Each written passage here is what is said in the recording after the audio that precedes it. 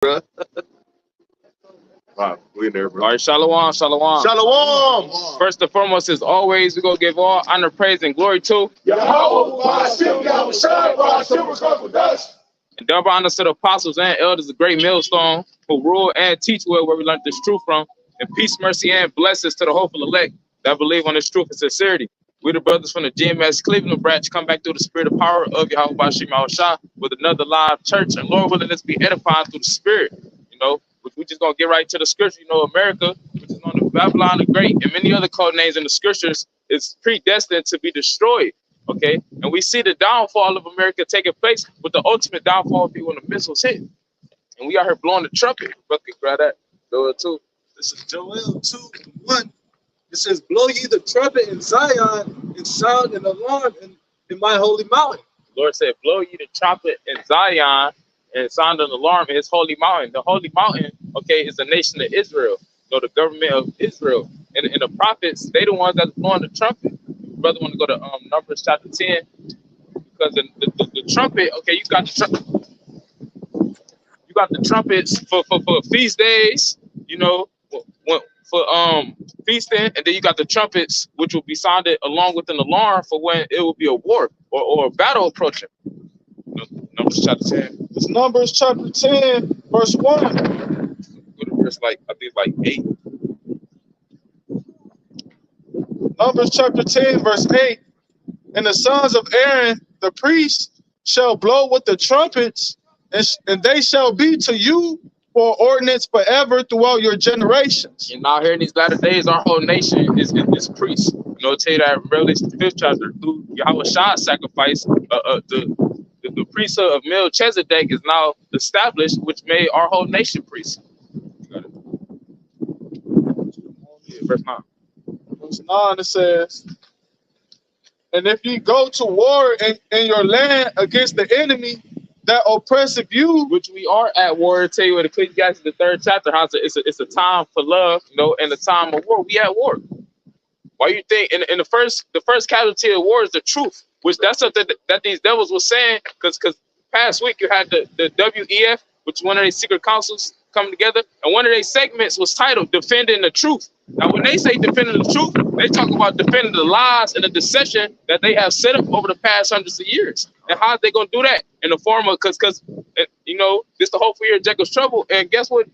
One of the things that have been happening in the start of the year, they've been taking down channels, they've been taking down videos that have been up recently. So this is a part of them defending their truth, which is their lies. They not just coming out raw and just removing all the channels. Of course, it's up to the Lord.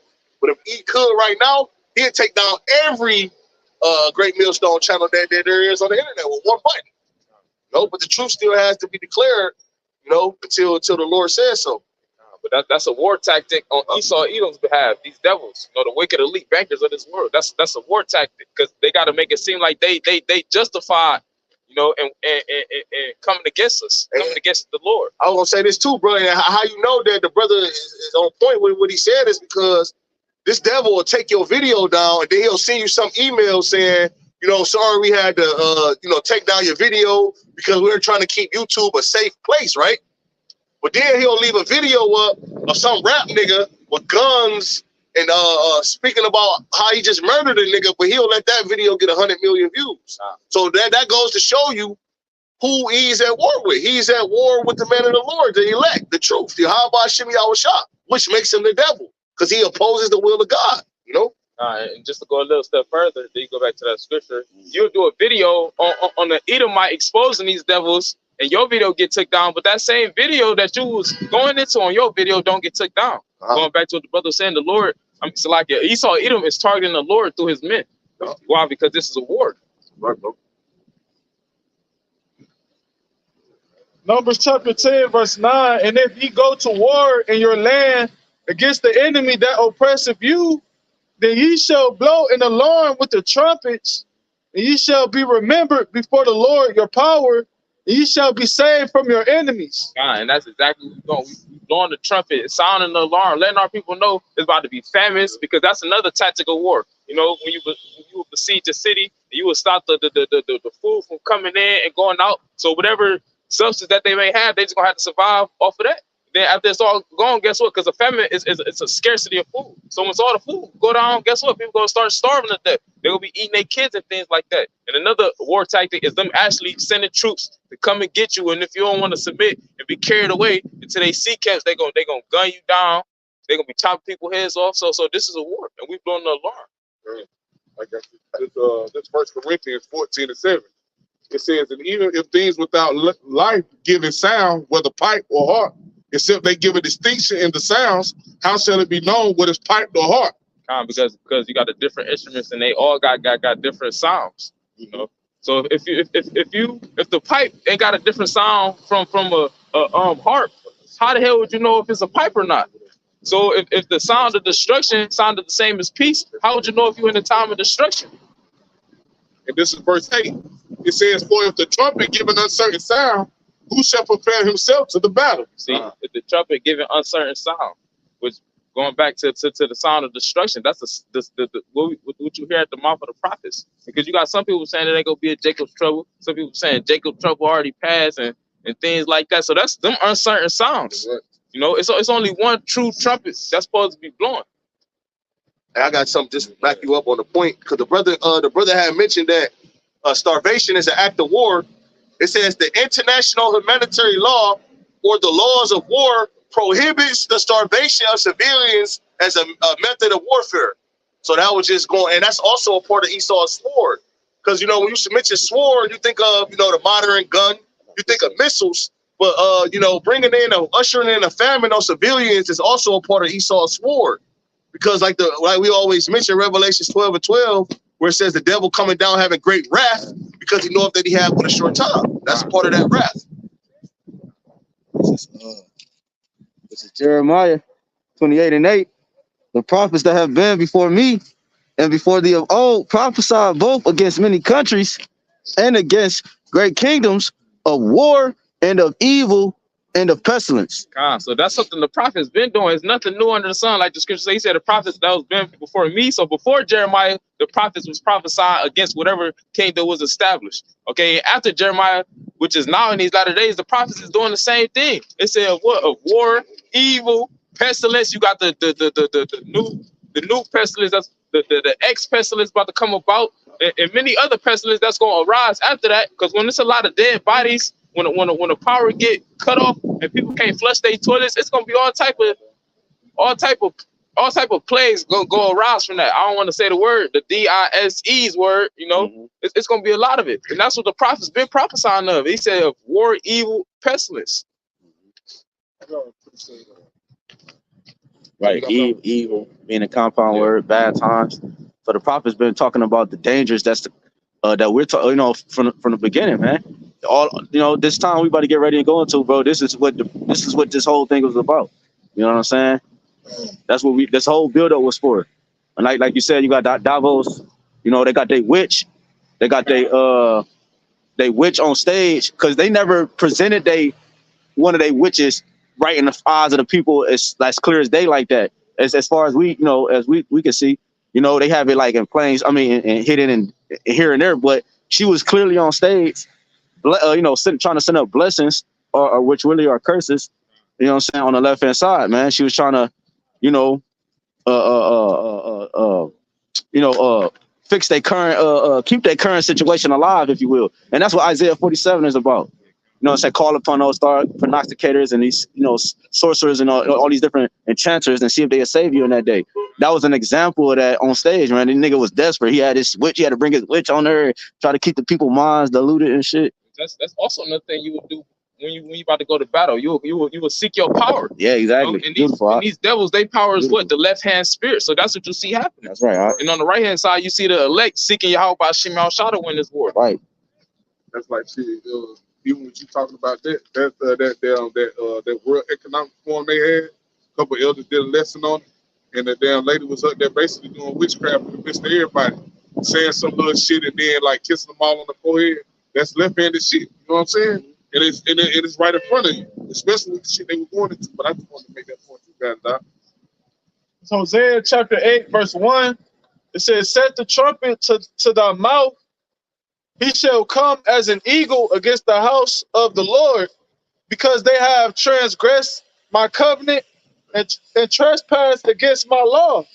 And ultimately, that's the whole reason every time the Lord rose up Esau, Edom, you know what I'm saying, through diverse empires to basically come in and seize over Israel, man. It was because of our transgressions, right? And basically just, you know, going off from the way of Yahweh BAHASHAM YAHWASHI, going off from righteousness, just serving the captivity, right? And returning back to your Lord and seeking them 10 times more. What the Lord do? Now he about to raise up a beast over us, man, right? Now he about to raise up a beast that's about to has an eye of an eagle, that moves as swift as an eagle, man, with the characteristics of an eagle, right? So with that being said, that's Esau Edom coming down with great wrath, like the brother was saying earlier, man, because of the transgressions of our people. Like you said, it's basically the Lord using Esau Edom. Oh yeah, to prove that, Psalms 17 and 13. Yup, huh? It's the book of Psalms, chapter 17 and 13. Arise, O Lord, disappoint him, cast him down, deliver my soul from the wicked, which is thy sword. And this is our King David, okay? He understood how the Lord get down. He understood that the Lord controlled both sides. And the men of the Lord in these latter days understand the same thing. So guess what Mom said they're going to have? This exact verse. It said, arise, O Lord, disappoint him. They know that the Lord can stop these devils, just how he gave them the power to do what they doing. Hey, that's why you know, the elect is not going to reverence Esau at all in this whole matter. Even though Esau is about to get ready to come down having that great wrath, we're not going to reverence his wrath because we ultimately know that it's coming from the Lord. So we look past Esau, and that's why we still out here doing what we're doing. Right. And that's when you go back, like even when you read the book of Daniel, that's how Daniel got down. Daniel, Shadrach, Meshach, and Abednego, they wouldn't reverence their God. They weren't reverencing those things because they understood the power of YAHWASHI YAHWASHI. That's why the Lord had to do what he did to Nebuchadnezzar, so that he could understand. That's why he kept striking them with the different business and trees he had to try to get them to understand both sides. Like, I'm in control, not you. I'm the one that set you up. You feel what I'm saying? And that's what the pride and the seed is devil so bad that he really think it's just him. He really think like there ain't no God. He really think he is God. That's why you see him doing all the shit that he's doing in the earth. You got it, Doc. Can you go to Daniel 4 and 17? God, I got you. Before you go to that, grab Ezekiel 7 and 14. Because the Lord is angry at the end of the day. That's why he putting the spirit on these devils to get ready to do what they about to do. Ezekiel chapter 7, verse 14. They have blown the trumpet, even to make all ready, but none go up to the battle. Jake still in La La Land. They settle on their knees. They complacent and comfortable with being wicked niggas. It says, "But my wrath is upon all the multitude thereof." See, the wrath of the Lord, which is gonna come by way, or what? His sword, okay, which is these devils. Daniel 4:17. It says, "This matter is by the decree of the watchers and the demand by the word of the Holy Ones, to the intent that the living may know that the Most High ruleth in the kingdom of men." See, so the Most High ruler in the kingdom. Whoever is ruling at that particular time is really the Lord ruling through them. God. Yeah, it said he said it above kings. God. He take him down. You got it. It says, "And give it to whomsoever he will, and set up over it the basis of men." And it says he set up over the basis of men. Well, that's talk about the lowliest of men, which is who? The so-called white man. Yep. He the only one that set up a kingdom that conditioned everybody to think it's okay for a man to turn into a woman and then get pregnant by a man that was a woman. That's low. That's why America is known as the land of Canaan. Which we going to it's a low land, you know, a valley. Because this place is low morally. To think that's okay, your ass, you bugged out. God. You got it on that. God, what's that? Psalms 82. Brother, go to that. Brother Bashar, I think it's verse 5. Because it said the foundation of the earth is out of course. Why? Because the Lord raised up Esau Edom also to show the world, okay, what it looks like when the wicked, okay, the seed of the wicked rules. That's right. And then afterwards, the judgment of becoming so wicked and rebelling against him. Right. This song. Go ahead. Go ahead. No, go ahead. You got it. Psalms 82 and 4. It says, "Deliver the poor and needy, rid them out of the hand of the wicked." Deliver the poor and needy, which is who? The nation of Israel, beginning with the elect. Okay, the ones that actually acknowledge the fact that we ain't got shit and that we need the Lord to come back and deliver us. Says they know not, neither will they understand. They walk on in darkness. All the foundations of the earth are out of course. They know not, neither will they understand. Why? Because majority of our nation, the understanding is not given unto them. And also the rest of the world don't truly know or understand because they've been blinded by the wickedness. Right. Say gross darkness to people. Yep. That's the results. You know what I'm saying? The nigga who ruling is full of darkness. Yahawashi said, their body full of darkness. How great is that darkness? Roughly paraphrasing. These niggas is filled with that. They were created to be the wicked, man. You know what I'm saying? They were created to produce the most vicious and vile, the vilest, example of death on the earth, man. Go ahead. Verse 6 it says, I have said. Oh. In Psalm chapter 12, verse 8, it says, the wicked want on every side when the vilest men are exalted. And that's what you see. You got wickedness spread everywhere. Why? Because the lowliest, the basis of men, the vilest, the most disgusting people created on the planet Earth is exalted to the point where they rule over the planet of Earth. Got it. Get that. See what that word vile say. This is Job 10:21. Before I go whence I shall not return, even to the land of darkness and the shadow of death, a land of darkness, as darkness itself, and of the shadow of death, without any order, and where the light is as darkness. Going into what bro just brought out and what they're going into, man. This land is, like you mentioned, a valley. A valley is between two mountains. It receives the less sunlight. You know what I'm saying? It's the darkest. I mean, it's more dark than it receives sunlight, and that's how his kingdom is. It's more darkness than it is light. The prophets represent that light. The truth represent that light, and it's a spectacle, a drop to a wave. You know what I'm saying? So this place in which we dwell in is complete darkness, man. You know what I'm saying? From the mindset of the people. You know what I'm saying? Oh, one more real quick. This Proverbs 29:2. When the righteous are in authority, the people rejoice. But when the wicked bear rule, the people mourn. That's why you see the condition. You could tell the state of a kingdom by conditions of the people, how they think, how they move in society, man. The things they do, how the women act, how the men, everybody, how the food tastes, how the food is, the conditions of the earth, the water. That proves to you that the wicked is in rulership, man. Job 9:24. And because of that, you know what I'm saying, you have death flourishing on the earth.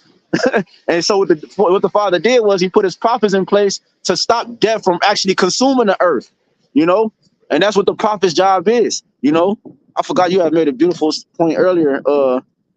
It's all good. Go ahead. If Lord willing, come back, man. That shit gone, boy. This is Sirach 10:1. It says a wise judge will instruct his people. Mm-hmm. And the government. It said a wise judge. A wise judge is someone who uses wisdom. And the scripture tell you that the wisdom of the wicked is not wisdom at all. You know what I'm saying? Because you read his shit turning upside down. His righteousness is actually wicked. He was literally created to produce the results you see here today. Go ahead, Art. It says, and the government of a prudent man is well ordered. You see that this government is not well ordered. You got to the point where the different senators, one of them might say it's okay for them to pass a bill against, to say abortion, for example. And then another one might say it's not okay because this government is not well ordered. Verse 2, it says, as the judge of the people is himself. And that's how you know this nigga the devil.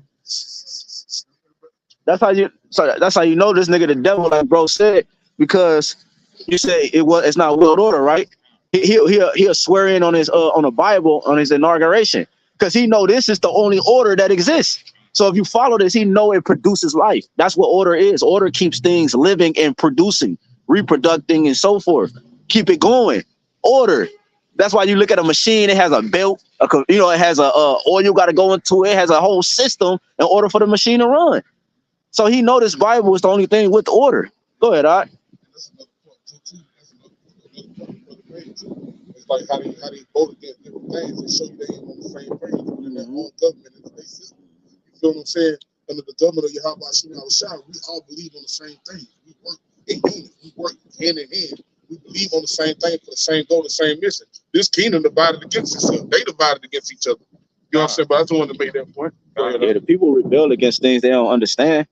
You know what I'm saying? That's why the nations are still somewhat rebel somewhat in the kingdom. They still provide that rod of correction. You know what I'm saying? They're not. We got to teach them the ways of the Lord.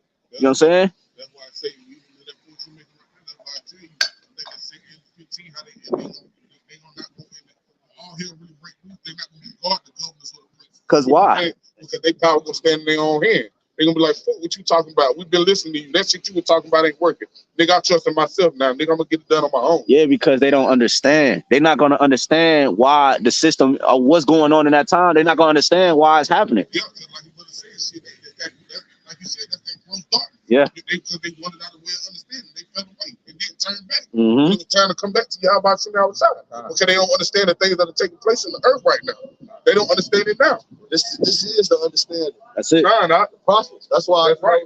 Jake, our people seeking after the wrong sign. This is the sign. This is the sign the Lord gives you. You know, when the Lord about to bring up this mass destruction, this is the sign. You know, he weighs up his prophets. This is the understanding.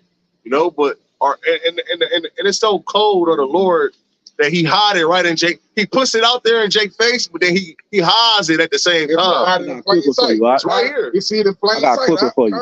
Since you said that, this is 2 Ezra 5:1-2. It says, nevertheless, as concerning the tokens which are signs, behold, the day shall come that they which dwell upon the earth shall be taken in a great number, and a way of truth shall be hidden, and the land shall be barren of faith. Because the prophets are withdrew from the scene. So now what? The understanding is gone. That's why niggas gonna be extra chaotic. It says, but iniquity shall be increased above that which now thou seest, or that thou hast heard long ago. Iniquity is what? Sin on top of sin. What you're going to is basically your mind is geared towards violating the law, statutes, and commandments to the fullest. That's right. So we see it now at an all-time high. Guess what? The high is going to get higher. It's going to get worse and worse until the time of threshing. That's right. And it says one more. It says 2 Ezra 5:3. In the land that thou seest now to have root, shall thou see wasted suddenly. And that's America. We see America have root. He said that the evil is sown. Okay, so that's taking root, but the destruction thereof is not yet come. That's what he said. You're gonna see it wasted suddenly by what? The thermonuclear fire. That's right. That's gonna be the end result of World War III. That's right. You said you had something? This Matthew 16:4, a wicked and adulterous generation seeketh after a sign. And that's how you know it's talking about this generation. This is the most wickedest, adulterous generation of all times, man. Adultery is promoted on all levels in the society. And the wickedness that our people is living, okay, and first of all, Esau, the most wickedest creation the Lord created. This is his kingdom. All right, and you know, like the brother always say, our people adopted the same mindset as Eve. So you know they just hey, what Karl Marx said, hey man, our people put the W in wickedness, man. Because Jake, when you would see Esau do some wicked shit, you be like, man, this wicked devil. But then you see Jake do it. Jake do it with style and with glamour, man. Like this nigga, man, to persuade other Jakes. You know what I'm saying? Only Jake has an influence on Jake. You know what I'm saying? Jake. You know. So, Jeremiah 5, their deeds surpass the deeds of the wicked. They became more wicked than the wicked. You know, they do wickedly. You have a wicked and you have Israelites who do wickedly. You know what I'm saying? So their deeds surpass the thought process of Esau. So to the point, like the KKK nigga said, he said, shit, why we need to be out there? They doing the job for us. You know what I'm saying? But that's their deeds surpassing the deeds of the one who you call the wicked, man. You got it out. Matthew 16:4, a wicked and adulterous generation seeketh after a sign, and there shall no sign be given unto it, but the sign of the prophet Jonas. And he left them and departed. They be like, show us that the Lord is going to come back. You know, show us. Well, the sign is the prophets prophesying, telling you that the destruction is going to come. Right. That's the sign. It tell you Amos 3:7. Right. The Lord will do nothing, but he revealeth his secret to his servants, the prophets. The fact that we out here, that's a sign. Like a gathering of brothers from all walks of life in different areas, from this doing this to that, on one accord in unison. Scripture tell you, since the fathers fell asleep, where's the coming of his promise? Roughly paraphrasing. You know what I'm saying? They think, you know what I'm saying, just because we've been preaching the same message for time and time for a particular time period, it's like the Lord is not coming back. But they don't understand the Lord's timing. See, that's why the understanding is so important. The Lord's timing is completely different than our time, which actually make sense in that. You're like, damn, okay, it's not been a long time. It's been a couple seconds, minutes, whatever. Go ahead, So it's like even to the point you made right there, and the point that Brother Miles said, because like say this shit hid to Jake in plain sight. Oh, yeah. Like talking about the prophets being the sign. This is Matthew, and you got it out. This is Matthew chapter 11 and verse 17. Now I'm gonna start at 16. It says, "But whereunto shall I liken?" Matthew 11 and 16. "But whereunto shall I liken this generation? It is likened to children sitting in the market and calling unto their fellows." And the children sitting in the market that's calling out would be the prophets. You know, and our fellows would be the rest of our nation. And it's right here in plain sight. You feel what I'm saying? It says, verse 17, "And saying, We have piped unto you, and ye have not danced. We have mourned unto you, and ye have not lamented." We have piped unto you. We singing the wedding song, you know, the coming together of the two kingdoms and us being delivered by YAHWASHI, Lord, we got those men. But then we also mourn unto you, letting you know that death and destruction is about to come. It said the beginning of great death. Right? When you think about it like a piper, if I'm not mistaken, like on the left hand side, like a nigga who piping for a snake or something, like he be an enchanter. Is that what that is? A chanter, right? You know, he piping, and, you know, he getting a thing to move and shit. On the right hand side, we are. He said, "Be charmers." The water, we are charmers on the right hand side. He said, "Be wise as serpents, harmless as doves." So we're acting in a sense of a charmer. You know what I'm saying? Paul said, "I got thee with God." You know, we baiting people in with the truth. You know, we piping, we singing a certain song, a certain vibration, and we get only certain people with wisdom, like snakes, they will out wise. So only certain people with wisdom is actually dancing to that beat. You know what I'm saying? That pipe. Because to be wise as a serpent, you got to know the nature of the serpent. Beautiful. Beautiful. This is I'm gonna bring that verse back. This is Matthew 11 and 16. Yeah. In the NLT. It says, "To what can I compare this generation? It is like children playing a game in the public square." We got her in the chief place of concourse. You could liken that unto the public square. Yep. Many people see us every time we come out here. Look, and that's the spirit revealing it. It's a lady right here recording. So that's showing you. Wow. Let's go. Wow. It says, verse 17. It says, "We play wedding songs and you didn't dance." Damn. So we played funeral songs and you didn't mourn. You don't want to come to the wedding, you guys ain't gonna have no choice but to go to the funeral. See? Damn. Why do y'all buy shit my shop? That's show you the spirit manifesting. That's right. So it's either one of the two. You either get ready for the Lord to come back and deliver you, or you get ready for the Lord to come back and put your ass to death. That's right. And then on top of that, like your brother said, so just because that's what's coming. He said, because brother brought out, he said, since the fathers fell asleep. You feel what I'm saying? So they don't think that judgment is coming. They don't think the Lord is going to bring mass death. They don't think the slain of the Lord is going to be from one end of the earth to another. They don't believe in YAHWASHI. They don't believe in God no more, right? This is Ezekiel 12 and 21. It says, "And the word of the Lord came unto me, saying, Son of man, what is that proverb that ye have in the land, saying the days are prolonged and every vision faileth?" So they don't think the prophecy is going to come to pass. They think that vision done failed. They just don't know it was for an appointed time, and this is that time for this generation. A proverb could be likened unto a common saying. So that's something you hear commonly amongst the wicked of our people. Oh, they always saying this they're gonna get destroyed. My kids, my grandkids will have kids. God. Yeah, I'm gonna read on down. God. Go ahead, make your point though, Salaki. I was gonna say to verse 25, they said the vision, they say that the vision is for us. So like brother was saying, oh, they ain't gonna tell them, they ain't gonna come because he said, well, you're gonna be able to see your kids, your grandkids, all that, but all this is about to come now. Yep. Right. They planning, they got the college funds and shit. 401k. 401k. That's what I always say. That's what I always say. Our people literally adopted the mindset of Esau, because the scriptures say their inward thoughts is that their house shall continue forever. That's right. Niggas like Floyd Mayweather. I gotta get generational wealth, because why? He believed that his generation gonna still be within these gates. Man. That's how you know, like when you say in the doc, right? Like how we always talk about adopting, right? That's how you know they did adopt their mindset, because them niggas will do that, right? but they don't do it correctly. So like if if I follow my big brother, I'm mimicking everything he do, but I might fall a lot and do shit. My shit might be different. My outcome might be different because I'm not doing it exactly how he was doing it the right way. Them niggas adopted the mindset of Esau, Floyd, generation. Well, this nigga don't got millions in gold and you know shit that's real assets and shit. He not buying land and all that. Your daughter just got charged for stabbing someone. I don't know the outcome of it, but nigga, you think you gonna see the RAWCHAA daughter on national TV get charged? That's the point, man. Hell, fucking no, Bro, that's so cold even to the point that you making. Like that's like Jake. You had to answer Jake. Just quick point. Jake jumping to real estate. But motherfuckers, they been doing this. Jumping in the stocks and bonds. They been doing this.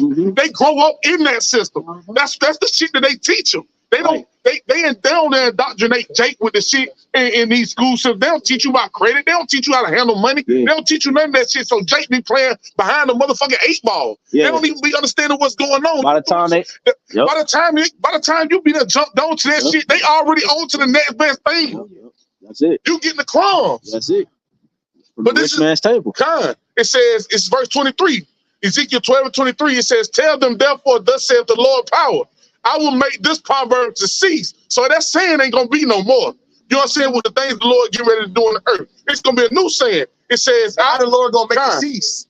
Okay, the Lord gonna make it cease by it happening before your eyes. That's right. That's the Lord gonna make all the talking cease, nigga. When the food is short out here. All right, when the food is short out here, that's when the Lord. And niggas ain't gonna be talking about it. Ain't gonna be a famine, nigga. When they searching for food, nigga. That's right. It says, I will make this proverb to cease, and they shall no more use it as a proverb in Israel. And the Lord gonna shut you niggas' mouth, man. See, the internet gave you niggas a mouth. That's right. Everybody got an opinion. Everybody got a damn mouth, man. That's the point.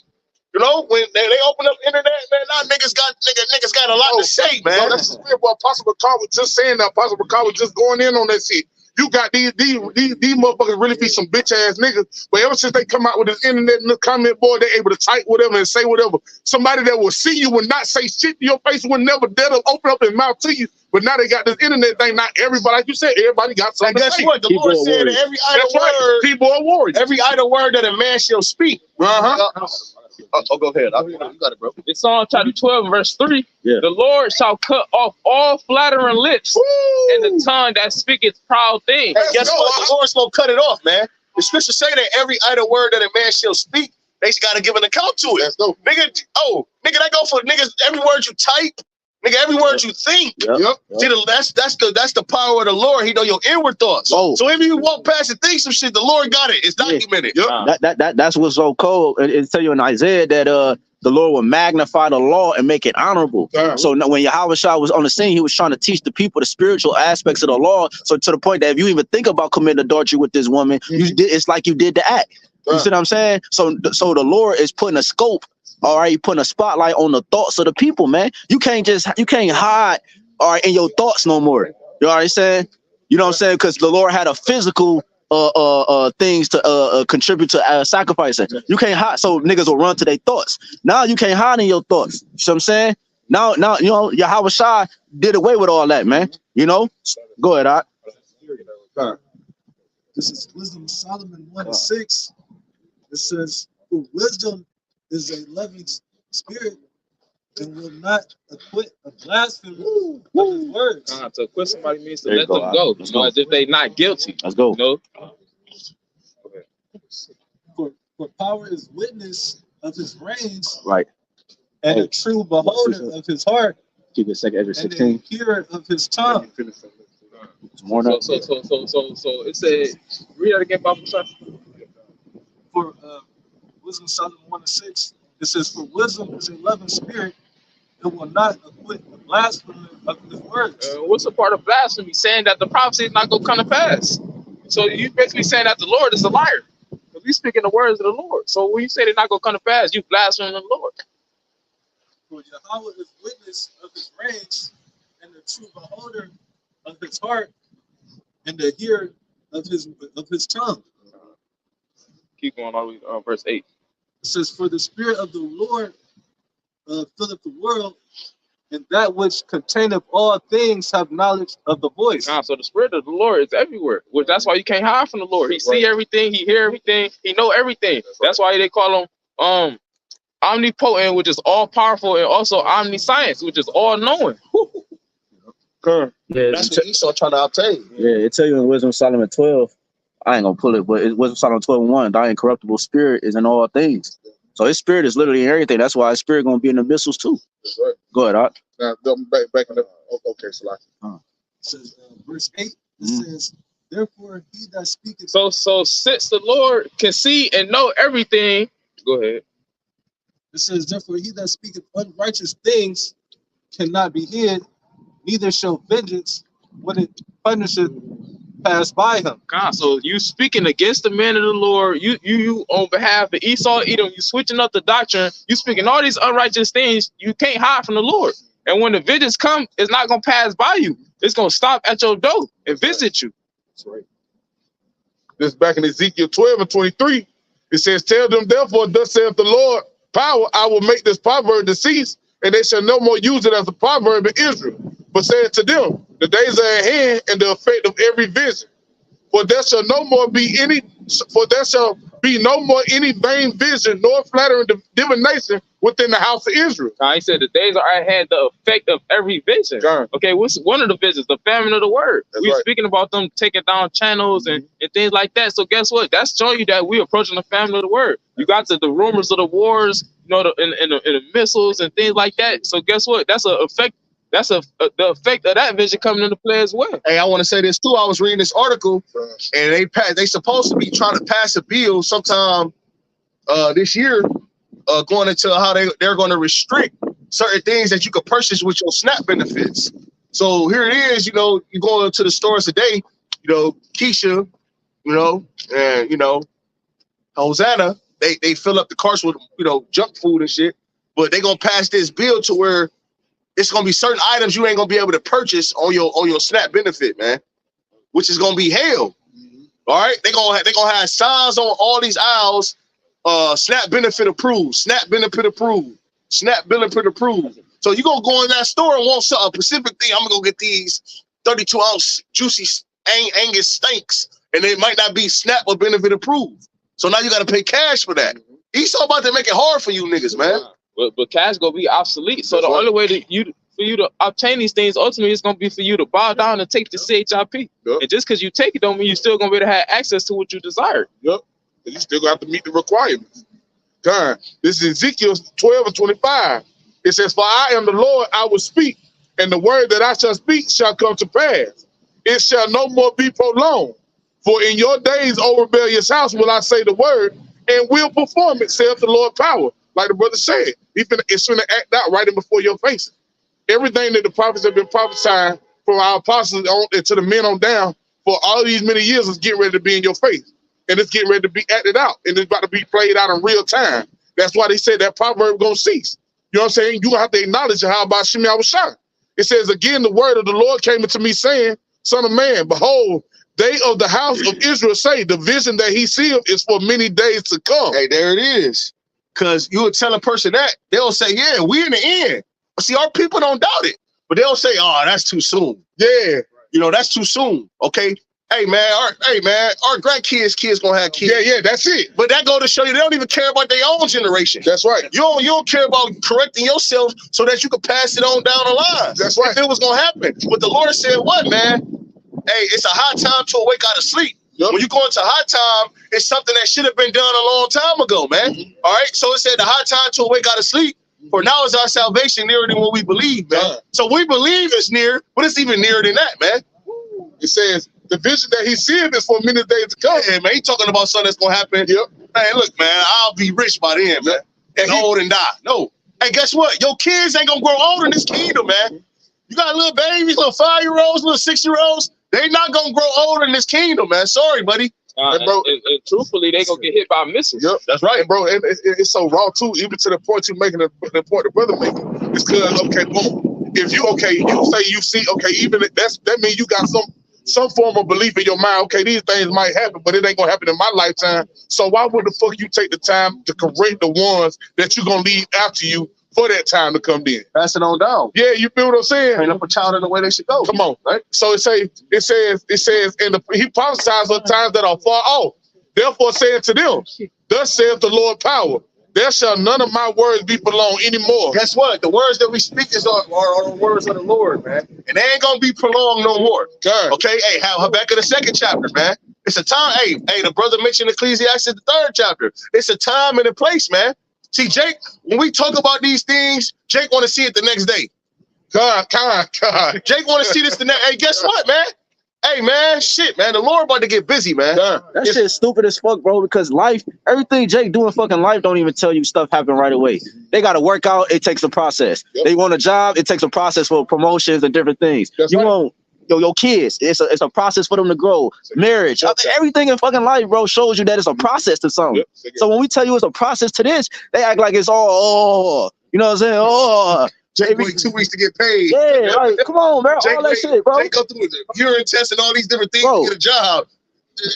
They willing to do that for Esau, but not when it comes to the Lord, they not willing to, you know, They don't wait take to the long game. Yeah. Get your stamp once a month. Yup. God. Yup. It says, but the word which I have spoken shall be done, saith the Lord power. And that's beautiful, man. And the Lord said the words that he has spoken, which the Lord spoke through his prophets, shall be done, man. So everything the brother just mentioned is going to be done. It's going to happen. See, niggas act like just because they don't believe it's going to happen, That's right. that it's not going to happen. That's right. You know? No, man. That's not, the words are storing the hop out of the book, man. The words are live. They're alive. Go ahead, Doc. Oh, you had it? Whatever y'all brothers got. Where at 1? Go ahead. You get your percent. This is Deuteronomy 32 and 35. It says, to me belongeth vengeance and recompense. It says, Hey, but to him, to the Lord, man. Belongeth vengeance and recompense, man. All right, so the Lord gonna repay back. Hey, if somebody do say, hey, the Lord gonna repay back, man. He gonna take care of it, man. That's a good thing. We ain't gotta get dirty. The Lord gonna do the dirty work, man. Yep. He said, hold thy peace, the Lord shall fight for thee. So listen, I want to say this too, because when a person does something to you, man, what you can do to them is you can't even compare what the Lord can do to them. Right. We can only bruise them up, you know, take them down. The Lord can bruise them up, take them out, bring them back, take them. Man, the Lord can. Man, listen, man. That's why the scripture say, seeing it is a righteous thing with the Most High to recompense them that trouble you. Righteous. It's a righteous thing with the Lord. You feel what I'm The saying? Lord all about righteousness. Yeah, so he keeping an account. So if motherfuckers troubling us, he keeping an account. He keeping a record. You feel what I'm saying? He keeping a record of the things that they doing. That's why you say it, for every word, for every idle word that a man says speak. So when you come up and scoff, you jump on these comment boards like the brother say you doing all these things. The Lord taking record. He's gonna recompense you for those things. It's gonna be a payback. I got a quick one real quick. I know you Salaki. Go ahead, read that. And then Proverbs chapter 19 and verse 21. There are many devices in a man's heart. Nevertheless, the counsel of the Lord, that shall stand. There you go. It don't matter. Niggas come up with all type of things, all type of maneuverability, maneuver through this and maneuver. But it's at the end of the day, it's the counsel, the advice of the Lord that shall stand, man. It's his word that's gonna stand true. It's his movie. It's his movie. It's the only thing that stood the test of time, bro. Well, you gotta understand this. You know, what people really don't think about is when movies is being directed, you know, the producer of that movie, he gives that script. Now, sometimes in a movie, an actor does some things that they feel like it cut. That's when the cut come in. Hey, cut. If it's real drastic, take it back. We're gonna do it like this. You know? Yeah, because he see the vision. Right. He has the whole thing laid out how it's supposed to go. He like, no, man, if you alter that, it changes the whole perspective of what I want. I'm trying to convey to the people. Yeah. Right. Bro, but even that precept, that's what make Isaiah 33:6 so beautiful. Wisdom and knowledge shall be the stability of our time, because why? This is what stood the test of time, like you just said. This is the only thing that has endurance. So this is what you're gonna have when all hell break loose to endure those times. Because it's the only thing that's gonna keep you upright. That's it. Let no man take thy crown. That's right, man. Deuteronomy 32 and 35, it says, to me belongeth vengeance. Speak up a little bit, up. Deuteronomy 32 and 35, to me belongeth vengeance and recompense. Their foot shall slide in due time. They feet shall slide in due time, man. When your feet slide, you don't got no balance, man. When your feet slide, you don't know what's about to be the next outcome. Come on, man. When you slide, when you walking and you slide on ice, you don't know if you about to hit you don't know what's about to happen after that. Right. Get ready, brace for impact. You know. Because ultimately, the next result is for you to fall. That's right. That's right. That's right, brother. It says, for the day of their calamity is at hand. and the things that shall come upon them make haste. Hey, the day of their calamity is at hand, man. It's at hand. It's here. You don't even know that it's here, man. That's the scary part about dealing with the Lord, man. You don't know when you just getting in the car, man, doing His will, not yours. You about to go to the store and get you some food. The Lord sealed that instruction in you when you went to bed. So you get in the car doing the Lord's will, and then the Lord's will is about to happen. You don't know if you're gonna, man. It's scary, man. Yes. It's scary, man. That's why the Lord is he's nothing to play with, man. Jump down to verse 39. That's right. Verse 39. Oh, this gonna hurt you Christians' feelings right here. Go ahead. Yeah, this verse 39, it says, see now that I, even I am He, and there is no power with me. There ain't no power with Yahawah and His Son Yahawashi, man. I don't know why you think that the Lord is up there discussing with Buddha or Allah whether He gonna destroy you or not. The Lord ain't up there having a back and forth with Allah, and He up there. Hey, man, don't no, man. It says there's no God with me, man. There's only one God. So all these Allah, Jehovah, Buddha, where did these guys come from, man? Okay, go ahead. It says, I kill and I make alive. Man, the Lord kill and make alive, man. If somebody tell you, say, hey, go back to the book of Job, man. Read the first and second chapter. Y'all giving Satan all this glory and honor. Okay, he does the will of the Lord over here, man. Right. Ain't no Satan, God and Satan beefing, and God kicks Satan out of the heaven, and he just doing whatever he want to do. The scriptures say all things obey the will of the Heavenly Father, man. Wow, I got a quick one. This Lamentations chapter 3 and verse 37. Who is he that said, and it cometh to pass when the Lord commanded it not? Out of the mouth of the Most High proceedeth not evil and good. So if the Lord ain't got it established in His will to happen, it's not gonna happen. Nah. It said, out of the mouth of the Most High proceedeth evil and good. Hey, a leaf fall from the tree. You can watch a leaf fall from the tree, man. God, hey, man, the Most High ordained that to happen. That's true power, man. Got it up. It says, I wound and I bring it back from the top and call it out. Shot the water, bro. Deuteronomy 32 and 39. See now that I, even I am He, and there is no power with me. There ain't no power with the Lord, man. I love you. Real quick, man.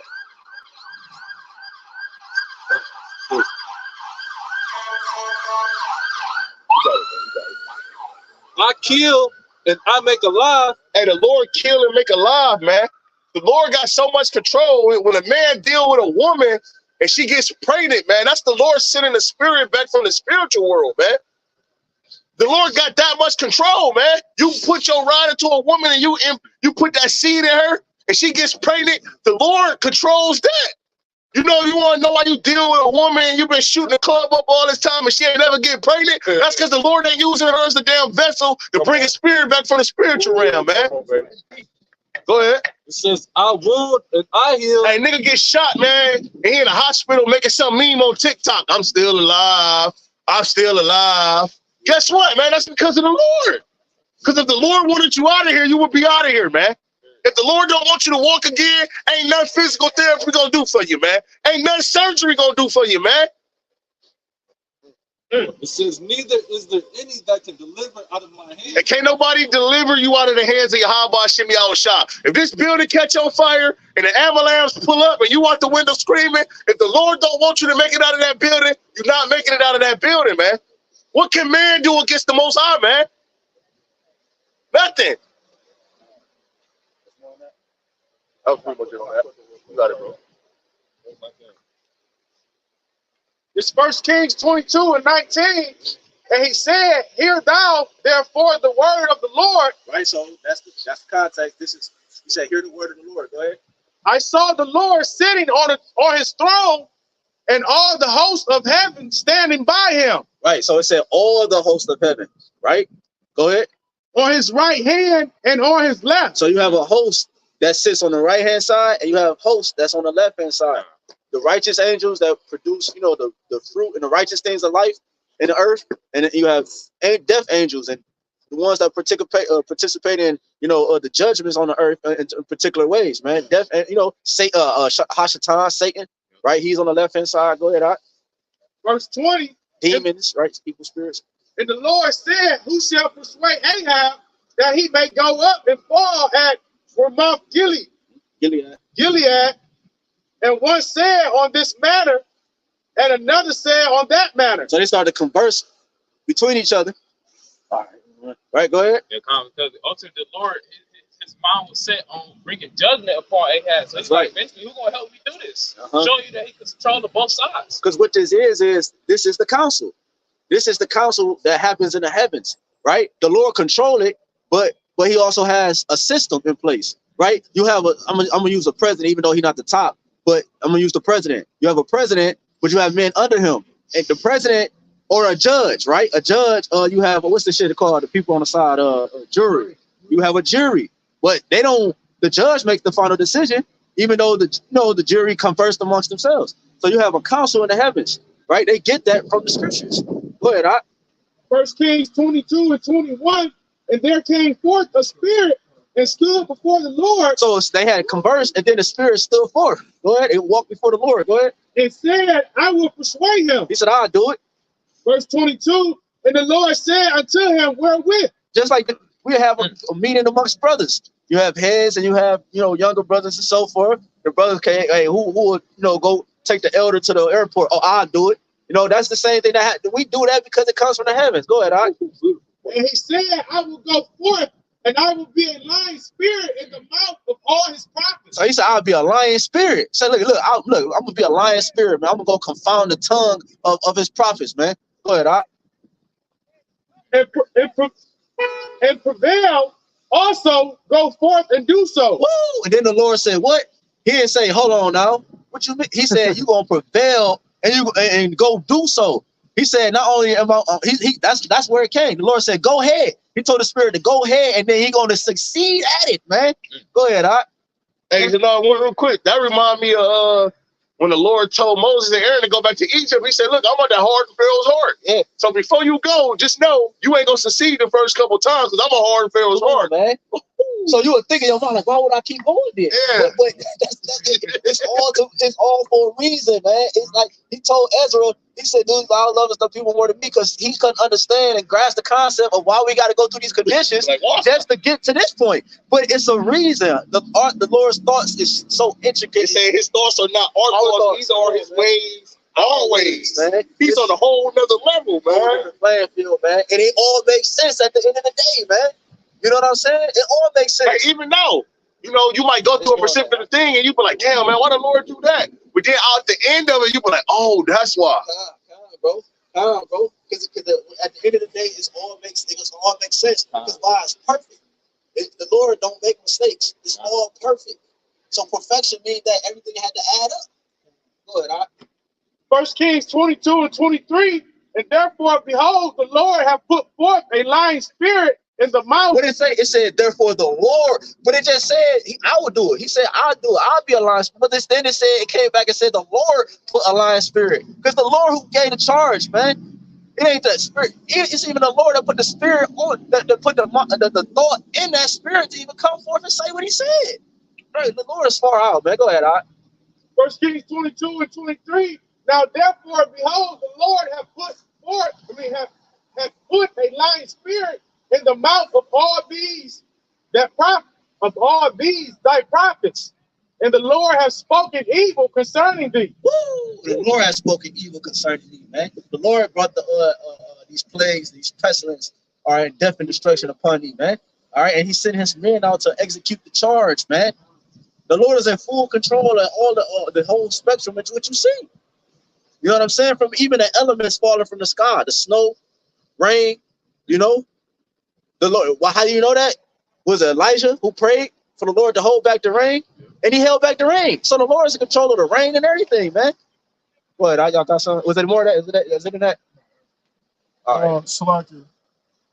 Put a precept on here. Proverbs chapter 19, verse 21. Oh, yeah, we brought it up. Oh, Salaki, it's another one there. This Psalms chapter 68, verse 20. It said, he that is our power is the power of salvation, and unto Yahawah, the Lord, belong the issues of death. Yes. When you go to the word issue, it basically goes back to escape. So the only way for you to escape death is through the Lord. That's why the scripture going to, as a man did before the lion, and the bear met him, or licked his hand upon the wall, and the serpent bit him.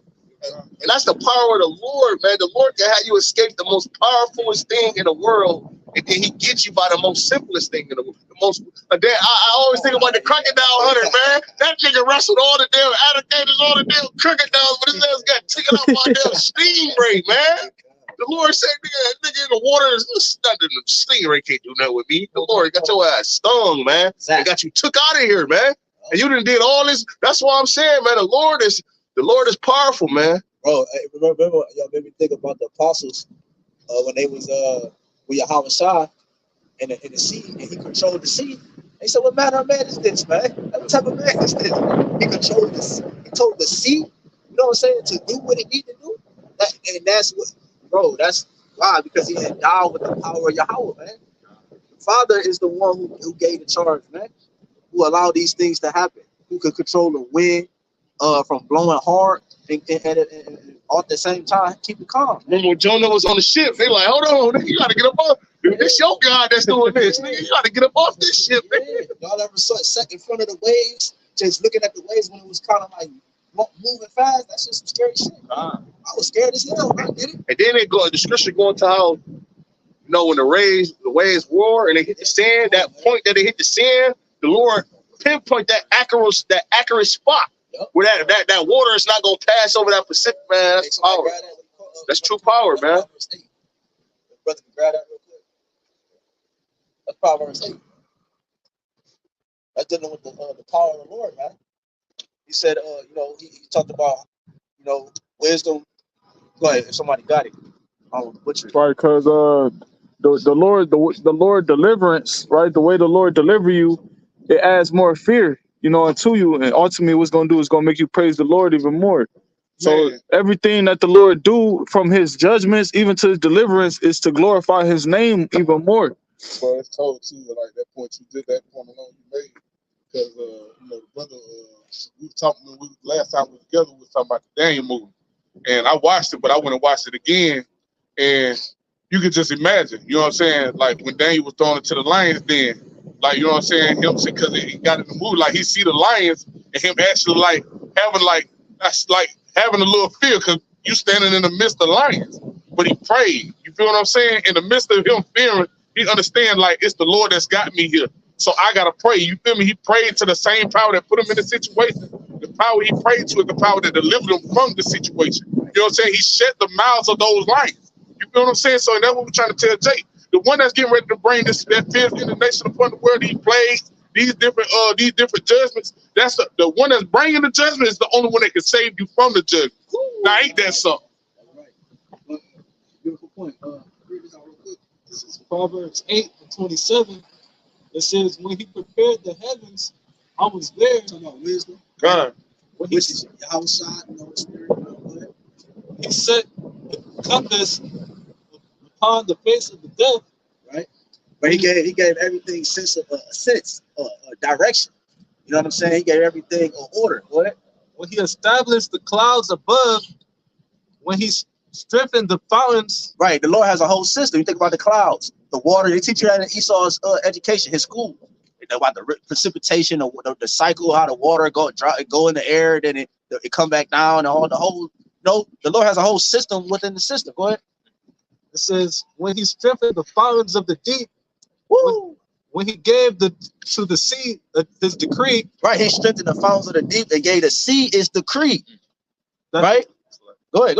That the waters should not pass his commandment when he appointed the foundations of the earth. That's what the brother was just quoting. You know, the sea has a certain bound that it cannot pass. You know what I'm saying? Because you would think like, damn, it's water. Like, this should be consuming this whole damn, you know. But the Lord has set a decree that it can, and so that it cannot pass, because you also have something called land. All right, and land has this land has its separation from the waters, and it has its own vibration that it need to do according to the will of the Lord. Bring forth certain fruit and animals and certain things on this side that the waters cannot necessarily provide. You know what I'm saying? So the Lord has made different decrees within the elements itself, man, and it obeys the will of the Lord. You know what I'm saying? And it's go ahead, keep going. Verse 30. Yeah, it says, then I was by him as one brought up with him, and I was daily his delight, rejoicing always before him. Yeah, and that's just talking about wisdom. I was brought up with him. And what the Lord did was he manifested his thoughts into a physical form, which you know as the world know him as JC, but his true name is YAHAWASHI. YAHAWASHI is the physical counterpart of Yahweh. His thoughts manifested in the physical form, man. Was that it on that? That's it. Y'all got something? Jeremiah chapter 5, starting at verse 21. It says, I'm sorry, verse 20. Declare this in the house of Jacob and publish it in Judah, saying, hear now this, O foolish people, and without understanding, which have eyes and see not, which have ears and hear not, which goes to our people being spiritually blind, okay, spiritually deaf to the point where they can't understand the fact that everything that's taking place on the planet Earth is through the will of YAHWAH, and it lines up with the prophets saw back in the ancient days. In verse 22, fear ye not me, saith the Lord. Will ye not tremble at my presence, which have placed the sand for the bound of the sea by a perpetual decree, that it cannot pass it? And though the waves thereof toss themselves, yet can they not prevail. Though they roar, yet can they not pass over it. Going back to what the brothers was reading Proverbs 8 chapter. If you actually take the time out to go, of course, when it get warmer here in Cleveland, when you take the time to go to the lake and you watch the sea, okay, you watch the waves at the lake, and you watch how it roars, you're like, damn, this shit really can't come past the sand. Guess who did that? The Lord. Right, because then you got what controls the gravitational pull of the water, the moon. So everything is just in sync. You know, all the elements are just in sync with each other. Yeah, can it tell you that? How you know that? It tell you that in Genesis 1. The Lord had each day certain elements was created because they follow after each other and they're in sync, man. The Lord, Right. Lord set everything up in Genesis 1, man. In the beginning, as the book says, you know? In the heading, you know. So everything is in sync on one accord. Exactly. You know, Because everything's supposed to be done in decency and order. It's like the Psalms 82 that the brother brought out. Everything is out of court because of lack of order. The way things are supposed to be done. Ain't nothing being done according to the will of YAHWAH. right. That's why he got to come Right. destroy this place. Right. You know what I'm saying? That's why the prophets, the men that the Lord has set up are so important, because we're trying to establish that order. You know what I'm saying? We that little beacon of light, you know what I'm saying, in the midst of all this darkness. You feel what I'm saying? But it's so the Lord, like, you know what? I'm finna destroy this place, and that number, that remnant, that elect number, Lord, when we be at that number, is that's the ones I'm gonna tear this motherfucker down, and we're gonna restart. Yeah, Right. we just gonna spring forth nothing but light. Right. With all that darkness, you got it out. If the Lord used us to create the world, why wouldn't He give us the blueprint on how it was created? Come on. So if the Lord if the Lord about to use the same people He used to blueprint to come into that world to destroy this upcoming world, this wicked king, this present wicked kingdom that's about to be destroyed, why wouldn't He give us the blueprint on how it's going to be destroyed, when it's going to be destroyed, what's going to take place before the destruction, how to prepare, you know, how to get delivered, how, you know, why wouldn't the Lord give us the blueprint? This is the blueprint that we've received, that now we've been demanded to come out here and pronounce amongst the people, man. Yeah, He said, I was sorry your minds by way of remembrance. Come. You know, go back to the beginning, because like you said, the foundations, it was there. So the remembrance, restoring back up, you know, that's the blueprints. You know what I'm saying? And that's the understanding. You know what I'm saying? Of the last days, why it happened, how it happened. You know what I'm saying? What's to come? You know what I'm saying? And so forth. But The second Ezra chapter 6 and verse 6, it says, I'm sorry, at the top. Second Ezra chapter 6 and verse 1, and he said unto me, in the beginning, when the earth was made, before the borders of the world stood, or ever the winds blew, before it thundered and lightened, or ever the foundations of paradise were laid, before the fair flowers were seen, or ever the movable powers were established, before the innumerable multitude of angels were gathered together, or ever the heights of the air were lifted up, before the measures of the firmament were named, or ever the chimneys in Zion were hot, and ere the present years were sought out, and or ever the inventions of them that now sin were turned, for they were sealed that have gathered faithful treasure. Then did I consider these things. This is speaking.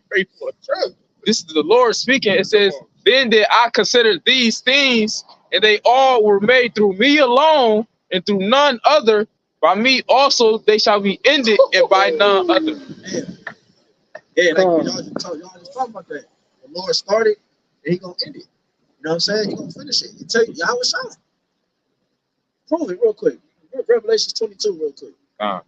Cause you got niggas that's like what they call black conscious niggas. Yeah. Niggas like that, they'll be like, well, what was the Lord doing before, you know what I'm saying, everything was created? Well, He was dwelling on everything. He was considering everything, right?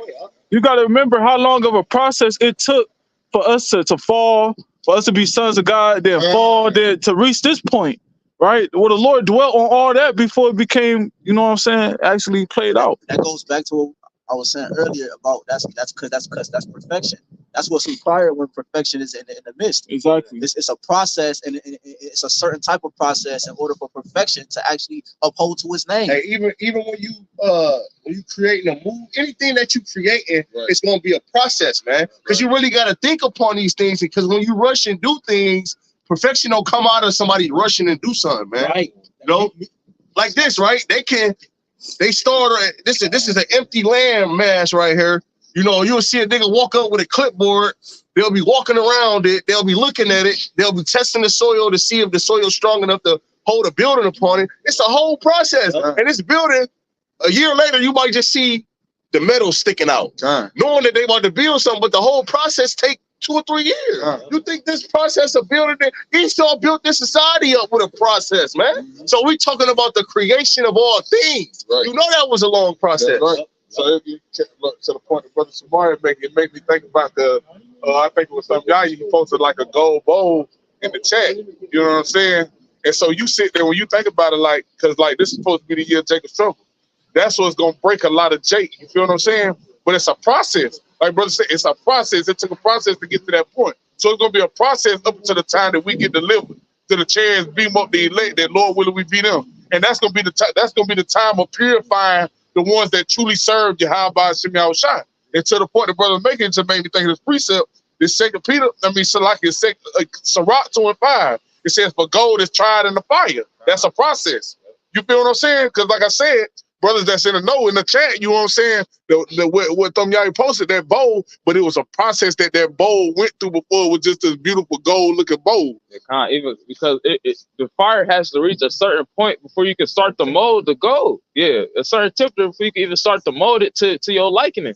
So that's how it is with the men of the Lord and YAHWASHI. He gotta bring that adversity up to a certain point so that the men of the Lord can look more and more like YAHWASHI. Let's go. He can see himself in his skin.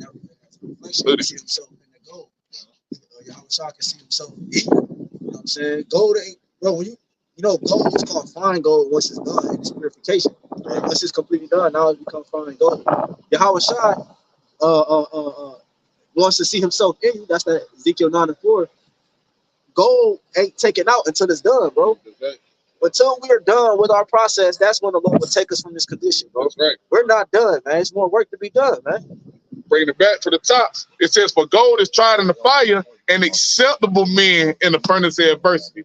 You know what I'm saying? And see, the most adverse situation we're gonna be in is in the midst of Jacob's trouble. You know what I'm saying? So it's, as we said, it's the hope for year of Jacob's trouble. You feel what I'm saying? Because it's gonna try to elect. You feel what I'm saying? Because you got to realize what YAHWASHI asked when he come. He said, when I come, shall I find faith in the earth? You feel me? But he is within the elect. You know what I'm saying? Those are the ones that's gonna be proven, and that's gonna stand the test of time to be delivered up out of here. Because they trusted in YAHWASHI in that furnace of adversity. Was it more than that? Nah, that's it. Can you get a preset on that? Time 5. Because that's what adversity does. Adversity makes you conform, right? Adversity is what purges away impurities. Because that's why the Lord compares it into a furnace. You know what I'm saying? Adversity, it makes you humble. You know what I'm saying? It puts you in that penitive state. And that's the reason why the Lord is going to have to increase the adversity in order for the elect to just willfully fall into the hands of the Lord for them to be shaping however the Lord gonna shape them. This Wisdom of Solomon, chapter 3 and verse 5. It says, "And having been a little chastised, they shall be greatly rewarded. For the Most High proved them and found them worthy for Himself." There you go. Right. Because he the potter. You know what I'm saying? That's right. A potter proves the clay in which he's molded by the way, the pressure he put on it. I did pottery class, my art classes and shit, in school, in college and shit, man. You know, it's a process, bro. It's a crazy process too, because you got to really be intimate. Like, you got to be really, really intimate with the vessel, man. You got to your hand, like, especially if you're going on the wheel, your hand. You got to put a certain amount of water on there. You know what I'm saying? Like, you got to have enough water.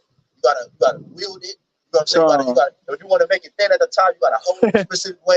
I'm talking about this a whole detailed process, man. Because that whole time, you the one spinning the wheel the whole time. You still gotta, you still gotta keep your foot steady. You gotta keep the pace for the wheel to be spinning. Another thing too, right? It said in that verse, don't be in a little chastised. See, to the Lord, this is a little chastised because the Lord already got the deliverance set, you know. And then the glory that the tribulation is gonna bring is 10 times better, right? As it says in 2 Corinthians the 4th chapter, and they say in Romans the 8th chapter. The glory is going to be 10 times greater than the tribulation. And we deserve death. Ultimately, right. Ultimately, we really just deserve to get put down. You know, but so the Lord really, he chastened us really less than what our iniquities deserve. Because the scriptures talk about that. He chastened us little, but what our iniquities really deserve a beat down. You know, you think, no, you got it, bro. You know, you think, bro, because like we was talking about the pottery, because even in pottery, like sometimes when you willing it, sometimes it'll fold in, like it'll mess up. You know what I'm saying? But like instead of just throwing and smashing and throwing the whole thing away, I refixed it. Like I was like, you know, I reshaped it, I remolded it. You know what I'm saying? And that's likened it to Israel. Like I should have threw the fucking pot out. You know what I'm saying? Because it was I should have just threw it out. It was almost beyond recognizable. But then, what did I do? I have mercy on this damn vessel, this pot, and I reshaped it and built it back up. Now it's even better than I had it at first. I'm like, that's the spirit, because I made an analogy yesterday with the brothers. I was speaking. I made the same analogy like you just said, but I made it to like a GPS. Basically, when you driving, right, and sometimes you might mix an exit. You know what I'm saying? You mix the exit, and as many times as you keep mixing the exit or you keep making the error, you get aggravated after a while. Right, and that's how the Lord with us. You keep fucking up on this, fucking up on that. The Lord get aggravated, but guess what? He'll reroute you, and wherever He rerouted you at was a short amount of time than your original route you was gonna take. So now you get to your destination quicker. You know what I'm saying? Everything work out 10 times better than how you originally planned it, and that's how the Lord is dealing with the elect, man. He just rerouted us. See, when we was in the world, man, the Lord. It's like you would think the Lord created us to be niggas forever. You know, like, hey, the way the route we was going, but just with a the Lord, we back, we over here now. That's why nigga, they were like, damn, man. Like, hey, like Ananias, man, when he told the Lord about Saul, he like, man, I heard this evil shit this man did. So you would think that Saul was gonna be on that type of path the whole time, but the Lord rerouted him. Yep. You know? Because He helped order their way right when they turned back to Him. That's right. But this is verse 6 in that Wisdom of Solomon 3. It says, as gold in the furnace hath He tried them. Hey, I always want to say this too. I always make mention of this. Because you will see a shop that say, we buy gold. You know, they'll be like, we buy gold, we buy gold. You can't just go in there with a gold chain and just give it to him. He gonna cash you out. He's gonna try that gold to see if it's real. Because you have a term called gold plated. And it say 14K made in Italy, man.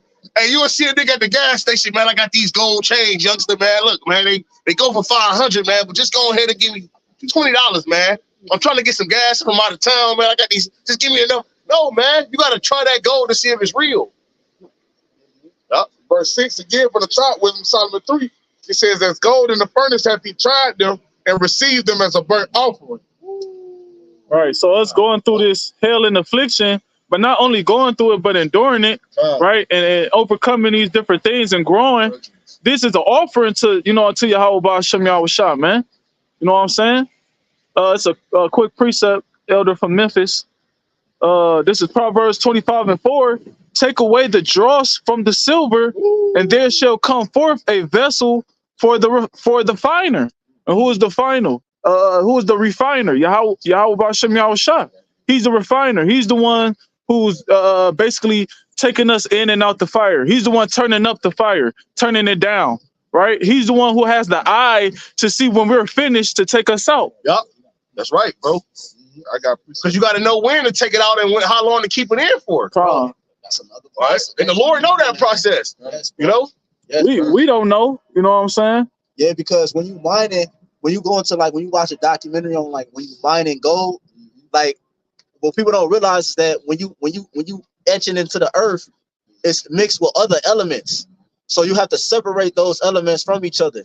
It might have like silver and different things, gold. So then you separate it, then you got to take the gold and you melt and do what you got to do. All right, and then it becomes fine gold and so forth and so forth.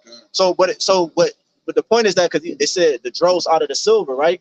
You know what I'm saying? The Lord is taking those impurities out of these precious elements, which is the men, which are likened to fine gold. The impurities are the ways of death, sin, the niggardom. Those are our impurities. The flesh. You know what I'm saying? You can get down on it. This Malachi 3:1. It says, "Behold, I will send my messenger, and he shall prepare the way before me. And the Lord whom ye seek shall suddenly come to his temple, even the messenger of the covenant, whom ye delight in. Behold, he shall come, saith the Lord of hosts. But who may abide the day of his coming, and who shall stand when he appear? For he is like a refiner's fire, and like full of soap. And he shall sit as a refiner and purifier of silver, and he shall purify the sons of Levi, and purge them as gold and silver, that they may offer to the Lord an offering in righteousness." Right. So this process we're going through makes sense, bro. Right? Jake love gold, Jake loves silver, Jake love all the shiny shit. Bro, that's what the Lord is doing to his men. His wisdom, these Ecclesiastes 8:1. Wisdom make of a man face to shine. His wisdom is actually allowing us to shine, man. Yeah, It's making us literally fine gold, more precious than fine gold, man. Because it said that he was going to purify the Levites, right? Yes. So who are the modern day Levites? Because the Lord has made the elect priests. Yep. So now who are the ones that's giving sacrifice and offerings for the whole nation, on behalf of the whole nation? Well, it's the elect. Because if you really looking at it on another level too, we catch a hell for the rest of the nation of Israel, man. We catching a backlash for the rest of the nation of Israel not coming back. You know what I'm saying? Right. That's gonna fall. That's going just like how it fell on Yahawashi for the whole nation going off. Come on, you in the spirit, bro. Because that's what I'm about to say. That the elect is doing the same thing as Yahawashi. Yahawashi had to do those things for the nation. He had to suffer wrongfully. He had to get beat. He had to go become before governors and get actually put to death. The elect is going to do the same thing. They're joint heirs, bro. By his own people. By his own people. By his own people, bro. So we pretty much, because of our own, things, our personal relationship with the Most High, like the brother said, for the rest of our nation. Right. That's a beautiful point, bro. Making our bodies a living sacrifice, all right? A spiritual sacrifice, but also, some brother, a physical sacrifice. I always say that because it links up with Hebrews 2. You know what I'm saying? And that's why it behooves Yahawashi to be made like his brother. You know what I'm saying? So he could be a faithful and a merciful high priest. You know what I'm saying? But also, again, like, because they the first fruit. The elect is the first fruit. They got to go through these things, perfect these things, and conquer these things for the nation to do this, to do it. You know what I'm saying? It said the last enemy in 1 Corinthians 15, the last enemy to be conquered is death. The elect is doing that too. What you got? Go ahead. This is Luke chapter 6 and verse 40. It says that it says the disciple is not above his master, but everyone that is perfect shall be as his master. So the disciple is not above his master, and everyone that is perfect shall be as his master. And Yahawashi was perfected through what? Sufferance. So if you want to be like Yahawashi, you got to be perfected through what? Sufferance. Let's go. That's why patience is a key, bro. Patience is a key in this thing, man. That's right, brother. That's why Peter wrote that letter to the Romans. You know what I'm saying? When they were being persecuted, I mean to the Jews that were in Rome. You know what I'm saying? To endure those sufferings as Yahawashi endured them. You know what I'm saying? Bearing their cross. You feel what I'm saying? But enduring it with the same mindset that he endured it because of the things that he had to go through. Paul said that in Yeah, hold on, no. Yeah. Oh, kind, yeah, kind. Taking on the That's same right. afflictions that That's right. YAHWAH. Because they gonna come, they coming for us. They already been coming for us. They gonna come even harder. Well, what did he say? He said, if they have kept my sayings, they will keep yours also. Yes, so we're in the same frequency. Let's so go. We have to get the same treatment. And it's the thing, man. Are people they gonna get it later anyway? Yep. See, this the thing. You could be, spiritually purged, Yep. or spiritually go through that fire, or you can physically go through it. You're gonna go through it regardless, man. You might as well go through it for a good cause, man. All right, because you're gonna go through it for a bad cause. Wait. See, that's the thing, man. We're spiritually going through that now. While people hip parade. Yep. But see, guess what? When they physically go through it, we gonna hip parade, man. That's why the Lord said, "My servants shall eat, or our servants shall rejoice, and ye should be ashamed." Hey, I got two quick ones. Bring them out, brother. Bring them out. This is Job 23:10. It says, but he knoweth the way that I take. When he hath tried me, I shall come forth as gold. The Lord knows the way that we take. He's the one that guides us.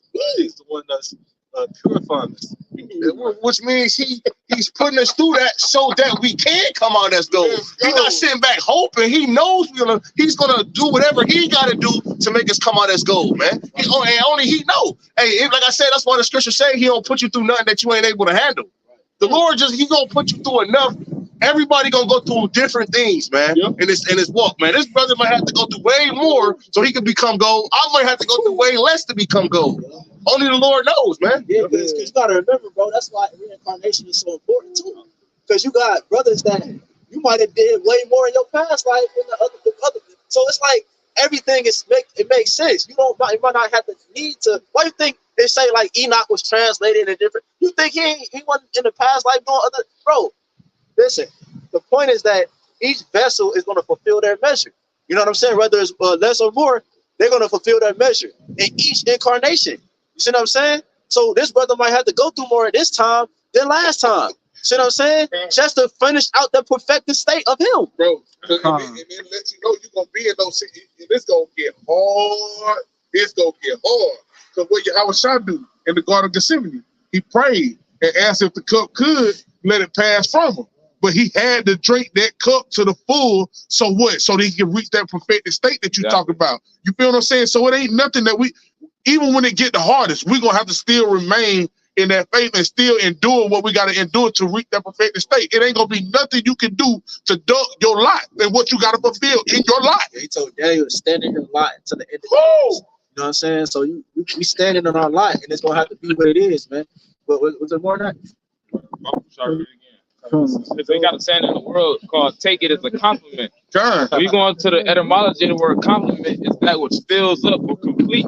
So when the Lord puts you in a certain situation, take it as a compliment, as if the Lord is trying to complete you as a man of the Lord. Come on, baby. Come on. They said, "Well, I bought money." Take it cheerfully. That's what the scripture Hey, because guess what? The Lord, the Lord, when the scripture go into the chastening of the Lord, he dealeth with you as with son. Let's go. Okay, because guess what? The Lord ain't. Listen, look at 2/3 of our people, man. He letting their wickedness pile up, man. Okay, the Lord is actually trying to critique us to get us to the point where we're ready to be delivered, man. See, a lot of our people ain't ready to get delivered, man. Okay, so guess what, man? Hey, if the Lord, if you catching hell, hey, when you ain't catching hell, that's when you need to worry, man. Yep. All right, when your life is just going so perfect, that's when you need to get to on your knees and face the east and ask the Lord, why you ain't putting me through that fire, man? Is I'm not one of these men? Yeah, you know? Right, because that would mean you would be perfect already. Yep. We ain't perfect, so why is your life perfect? Yeah. Lord, like, if you ain't getting tried, bro, that mean that the Lord just gave you over into that dark side. And the Lord said, when thou come to serve the Lord, prepare thy soul for temptation, man.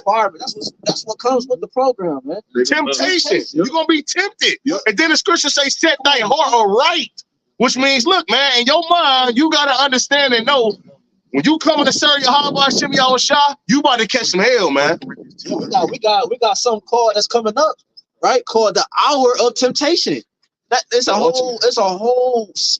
We about to get ready to face the ultimate temptation there ever was. So that's what's required to be in the good graces of the Lord, bro. This is what's required to reach perfection, bro. Yahawashi, what did he say? He told the young man, hey, if you want to be perfect, sell all you have and follow me. That's right. That's what we're doing. We're following Yahawashi, and so we can be perfect. That's right. And that comes with temptation. What happened? Satan even tempted the Lord, and Yahawashi created this nigga, man. You know what I'm saying? So what I'm saying is that the Lord is requiring a certain vibration from us, man. And that requires following him. That's right. And then also, it happened to our forefathers when you read the scriptures. Why you think it'll stop now? Our forefathers was catching hell to prove themselves to Yahweh and Yahawashi. Come on, man. This is Job 23:10. It says, but he knoweth the way that I take. When he hath tried me, I shall come forth as gold. So that a part of that vibration the Lord requires is confidence. So Job's saying, okay, the Lord knows what he gonna put me through, and I know that when he put me through it, I'm gonna come out as gold on the other side. So that's that confidence. You gotta have that confidence as well. Yeah, but I was gonna say, but the Lord also, that's why the scriptures is very important when you're in this walk to read and meditate on, because it's a scripture that say, look at the generations of old. And see, there ever any trust in the Lord that was confounded or forsaken? Or who did he ever despise that called upon him? Yeah, because you gotta know and have faith that the Lord gonna deliver you. The scriptures talk about how the Lord sleepeth not, right? The Lord not going, oh, go to sleep. Forgot he left you in the fire. Now you burnt up. You know what I'm saying? Now you just consumed away in your afflictions. And that made me think of that story in Kings where he was like, I call on my power to light the that was Elijah against the prophet. Yeah, he was like, well, where's your God? Is he sleeping? He couldn't hear you? Or maybe on a long journey. He talking shit to him. That's right, bro. Our power, he there. That's why the name is a key. It's very, very important. You got niggas talking about you can call the Lord yo play yogurt or big man upstairs. Oh, he's supposed to be all knowing, so he knows you talk. No, nigga, you can't put an envelope in the mailbox without an address on it, or that envelope is gonna get sent right back to you. Yeah, because you got them same mockers doing the same shit today, because they think the Lord's asleep.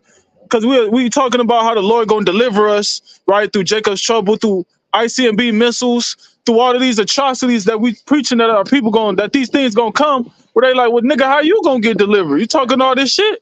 Well, guess what? Our Lord gonna deliver us. How the Lord gonna deliver you from that? Well, they said that the Lord was asleep because of the conditions. You had some big head ass nigga, man. That's why stay the fuck away from the damn nigga women, man, if you can, man. If you can, man. Because I understand why the elders harp on that. She was on the internet talking about where was God when we was in slavery. He must have been asleep. Nigga, he put us through these conditions because of our iniquities, man. Talking about the Lord is asleep because he allowed this to happen to us, man. Ain't nobody ever wrong. Ain't nobody ever wrong. Niggas don't ever take accountability for their actions. Don't you think it would be a reason why we going through this shit? Niggas don't take this stuff. Hold on, what did I do? You know what I'm saying? They don't never ask the question like, well, what did I do? That's you start there, man. Instead of trying to start to play the blame game and start blaming the Most High for your stupid ass ways, man.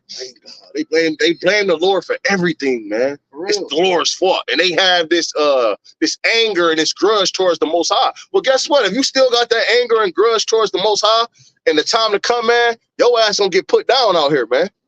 The Lord ain't dealing with that nonsense, man. Hey, man, you come to the Lord, you repent, man, you acknowledge your offenses, man, and you get on board.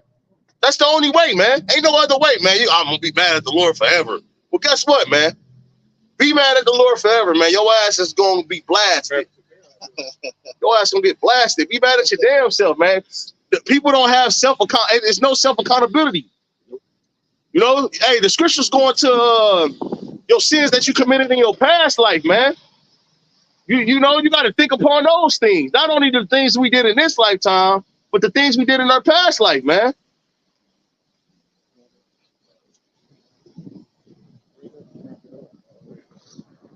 It's the book. What it say on there, Jake? It say 130, about to be 130. It's the book of 1 Corinthians, chapter 10. The time. And verse 13.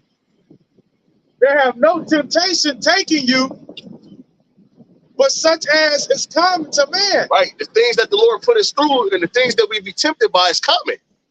The Lord ain't just, tempting you with something that ain't just shit that had never been seen or no, it ain't known to man, man. It's just simple, just things not only that your brethren have been tempted by, but you also in the world, man. See, that's the beautiful thing about this, man. The Lord tempt you with the same things he was tempted you in the world, but now that you got this wisdom, knowledge, and understanding, the Lord wants to see if you're going to apply it or not. Such as it's coming to man. You ain't the first nigga that lost a job. Jake like to act like he just the first nigga that ever went through this before. Man, I lost my father, my grandmother, my mother gone, man. Nobody understands. Nigga, everybody that lost. Not every. It happens everywhere, man.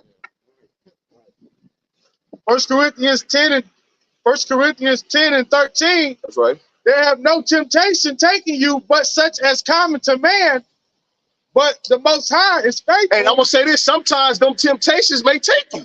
You may fall victim. The scriptures say a just man falleth 7 times and rises up again. Why does that just man rise up again? It's because the Lord holding him up, man.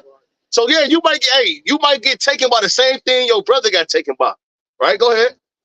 But the Most High is faithful. The Lord is faithful, man. You want to talk about faithful? When you look up the definition of faithful, YAHAWASHI name should be right there, man. Who will not suffer you to be tempted above that ye are able. So that's one thing you got to remember. When you're being tempted, just know and understand that you can handle it. When you go through something, you got to know in your mind, damn, I wouldn't be going through this if I couldn't handle it. Because the ultimate way, the Lord gave us the recipe to handle it, right? He gave us his wisdom and knowledge. The scripture say wisdom and knowledge shall be the stability of our times. Well, that's what he gave us for us to be stable in that time. See, this is how you know 2/3, they going to be tempted above that they able, because they not prepared for what the times is about to bring. They don't got the wisdom and knowledge. So every temptation that's going to meet them, they're going to be overtaken by it, man. The Lord not going to put, definitely if you're in this faith, man, and you're a part of that number, the Lord not going to put nothing on your back when you can't get back up. You know? And that's why I said earlier in the verse, it said he is faithful. So the Lord knows, okay, I'm putting through this, but I know he's going to make it out. Because he know the spirit that is in every individual brother.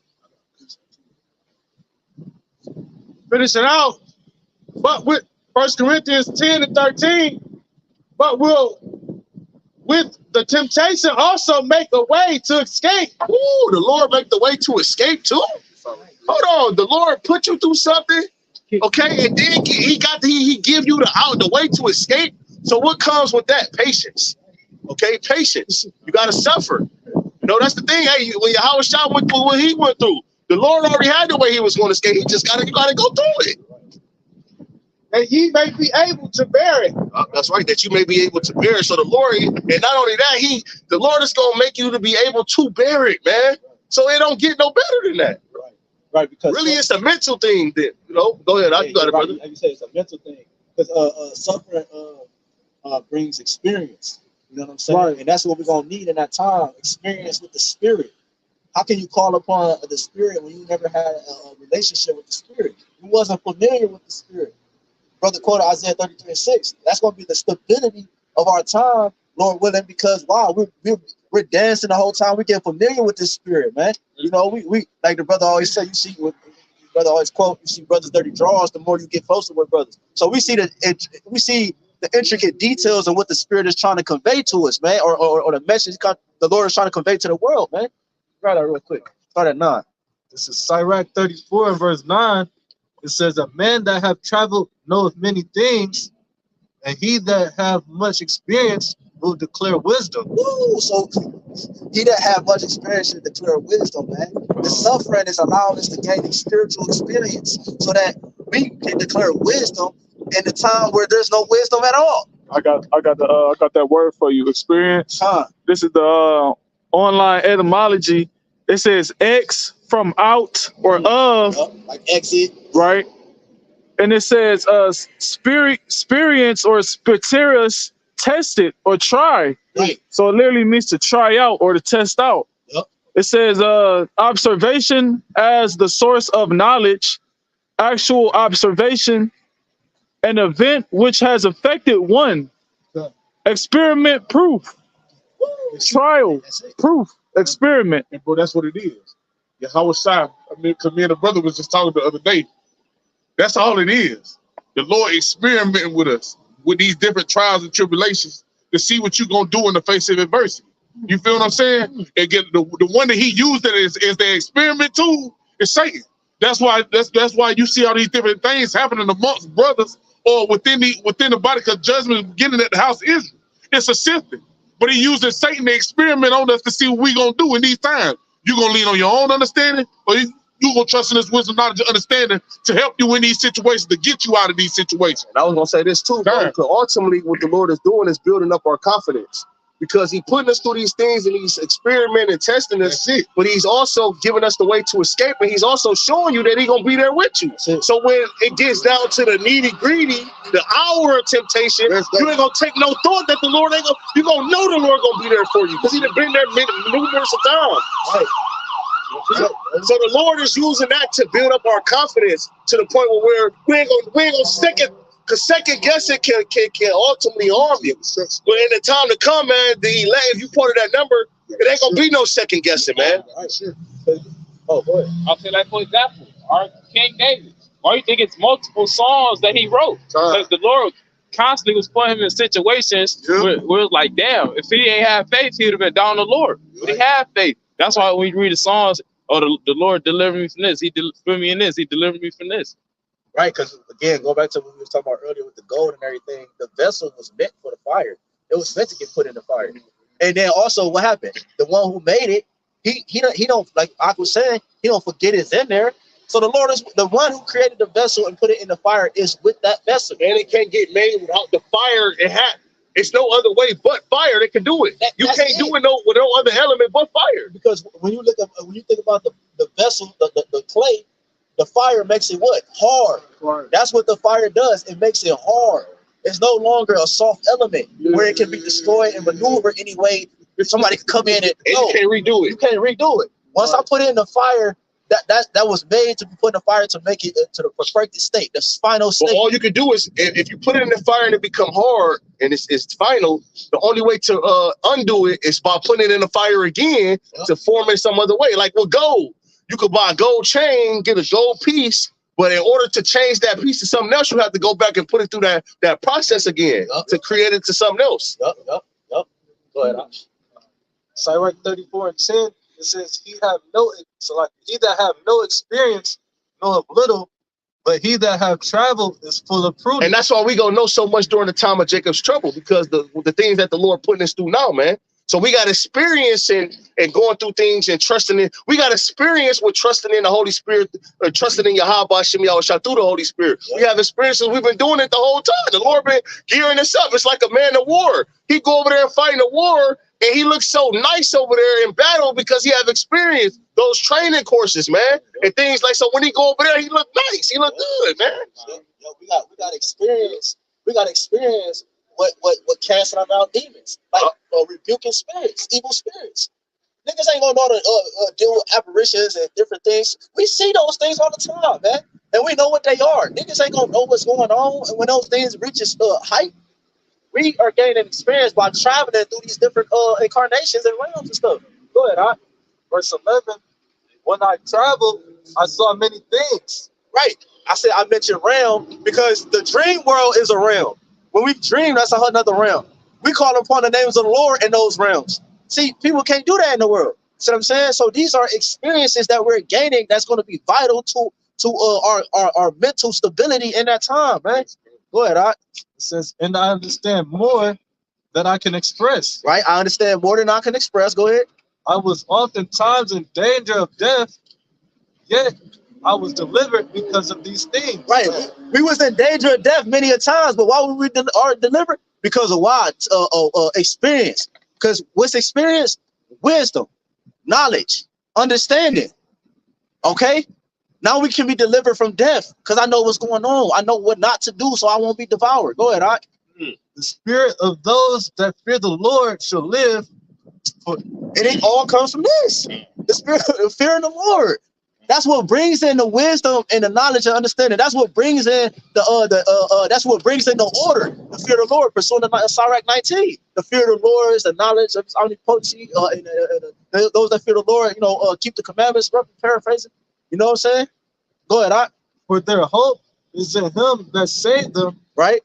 Whoso feareth the Lord shall not fear nor be afraid, for he is his hope. Right? Because we know that the Lord is the one that's doing these things. Go ahead.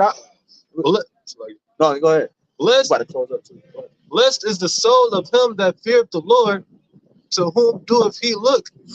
And you realize it translated from wisdom to fear the Lord. Why? Because the beginning of wisdom is what? The fear of the Lord. and who is his strength? For the eyes of the Lord are upon them that love him. Right? He is their mighty protection and strong stay, a defense from heat, and a cover from the sun at noon. Right? When the sun is at its highest peak, that's when it's its hottest. So we're about to reach the hour of temptation. That's the hottest time according to the temptations that we're gonna face. Right? His wheel ain't even turning. God damn, this shit's through.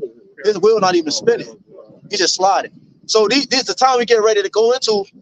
This is what's going to happen. The Lord is going to be our defense from the hour of temptation through the experiences, through the spiritual experiences that we're gaining right now, man. Okay, being put in the spirit and that fire right now. Okay, go ahead. So meaning we're being proven. Go ahead. It says a preservation from stumbling and a help from falling. There you go, man. So the preservation from stumbling and the help from falling, man. So Lord willing, this was edifying. We'd like to give all honor and glory, infinite praise and worship to